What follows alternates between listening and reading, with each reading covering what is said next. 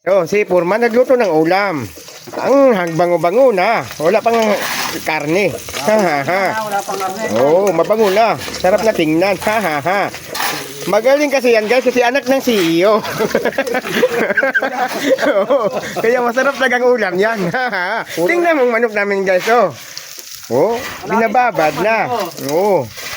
Alam siya ng CEO. Oo. Oo, tingnan ko. Ginaga...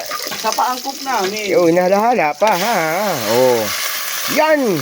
Umuusok na, guys. Ha, masarap yung magluto. Kung sino magpaluto, kontakin nyo lang yan, guys. Ha, ha, ha. Ano number mo, Paul? 911. Ano yan eh? Pang-ambulansya na eh.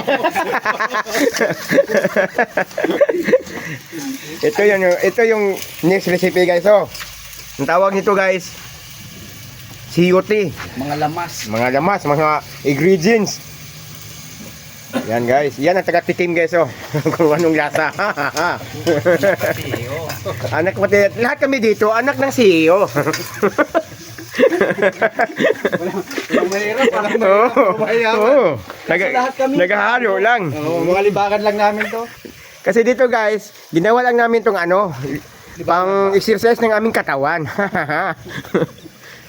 Kaya kung gusto, Kung hindi wala, di mga saraulo yan, mga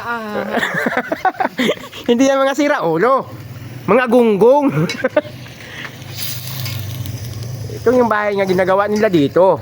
Ang may-ari ito, CEO. Ang nagawa, mga anak ng CEO. Yan si Fredo, pamangkin. Pamangkin ng CEO. Maya-maya guys, luto na yung ulam guys. Kakain na kami. Ha ha ha. Ano? Manok yan nga may chicken. May chicken. Galing talaga ng chip cook namin. Ha ha ha. Mga, ayan ang mga galawang Bicolano. Magaling magluto. Ha ha ha. Masarap ang mga ulam. Sa kanila guys, mga santol ginaulam. Dito sa amin, ginakain lang. Mga doon, santol. Ginaadobo. No?